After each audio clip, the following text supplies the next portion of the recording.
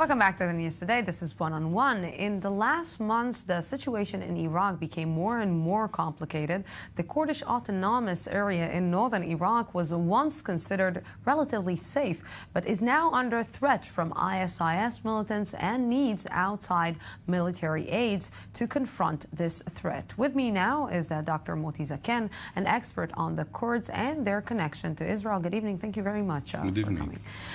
So how come the Kurds need right now the help of all the world to help them fight the ISIS?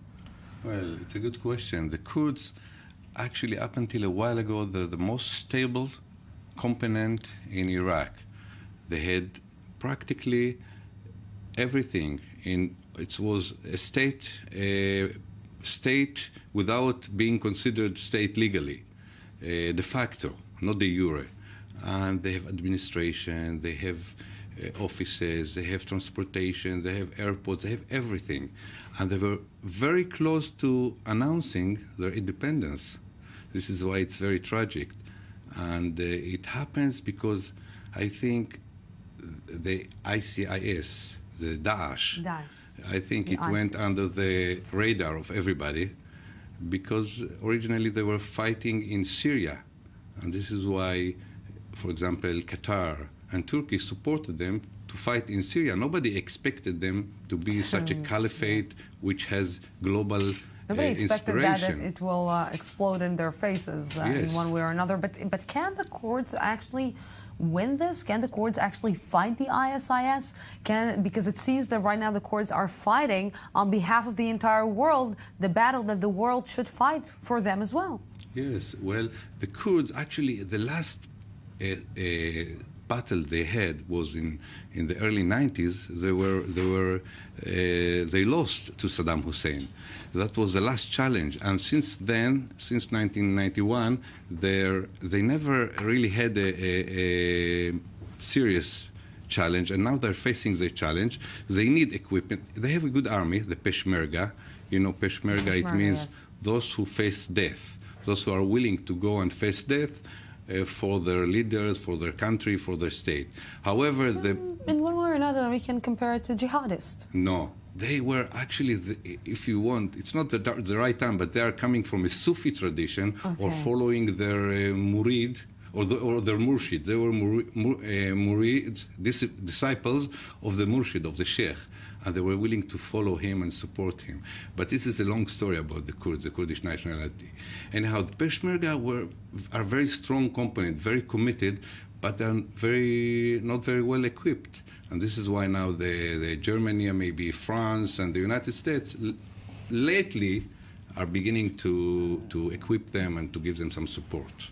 You know, you're talking about they need to be armed, and we saw this situation happening also in Syria. We saw the situation when everybody armed the rebels in Syria, and then nobody started knowing who is right and who is wrong in this battle. Yes. Can this situation also explode in the Western faces? Can this situation also explode in the United States face? And the United States will have to face not only the ISIS, but the Peshmerga that will be also militants and will become to be a terror organization as well. Well, no, it's actually here much more clear-cut situation than in Syria. In Syria, really everybody were puzzled, were surprised when they didn't really know where the rebels are going, and the rebels are people who were coming from all over the Arab world or the Islamic world, all kind of fanatic who the Islamic call was really touched upon them, touched their heart, and people went from all over the world and to join the army, the jihadists.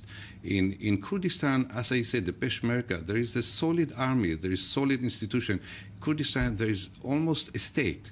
And I don't think that it's going to be. It's one of the most stable organization in the Middle East, and we should support them. When I say we, I mean the international community, not only Israel. And I think if they will be given support by America, by European countries, they will manage. And because, as you say, they are fighting everybody's war. The Daesh or the ISIS are really proclaiming caliphate and are posing major danger for the Muslims and for the minorities in Iraq. You know, Iraq has only 3% minorities. You know, one of the most amazing things that you just said, it was almost a state. It is almost a country. Yes. It is almost. How come it's only almost? How come it didn't happen? How come, because it's so stable, it didn't happen? Because Kurdistan doesn't, Iraqi Kurdistan, or the KRG, the Kurdish Regional Government, doesn't have a harbor, doesn't have a sea. So they need the cooperation of the surrounding countries. Turkey, Iraq, Iran and Syria. It's a very difficult situation. So finally they managed to come to terms with Turkey.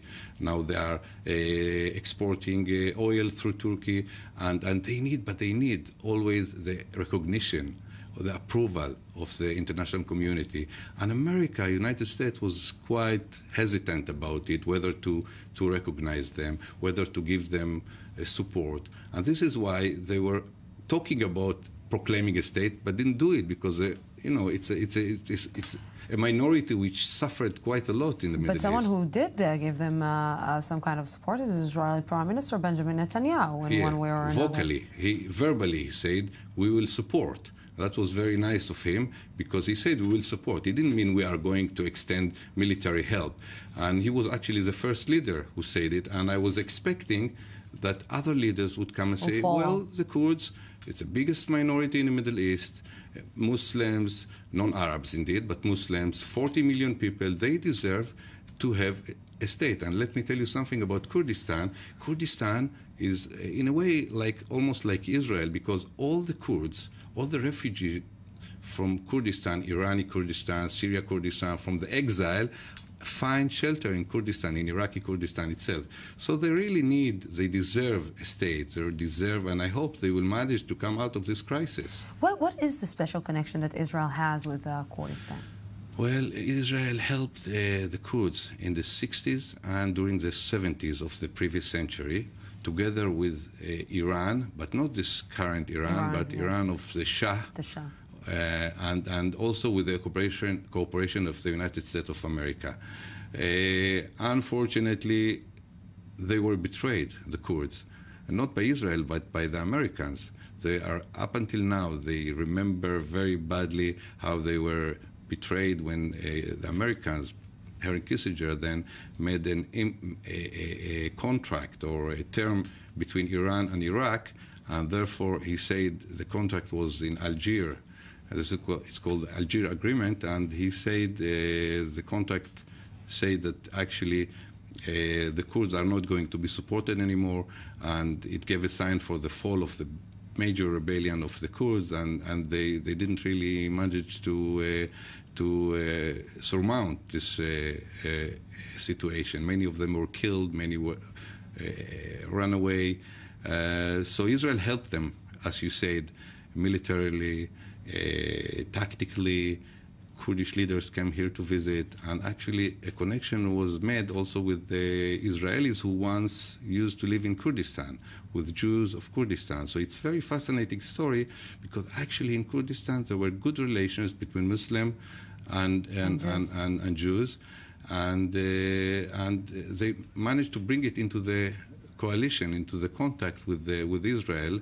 And actually, the Kurds were willing to believe Israel and to go for a treaty with Israel because of the old, ancient relation between Kurds and Jews in Kurdistan.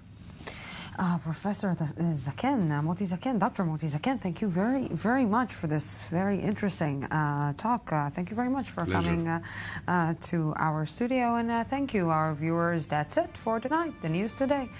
90 minutes of complete and utter news. We're going to be here again, yet again, tomorrow at the same time, same place, from the Jaffa Port, Israel. Have a great night.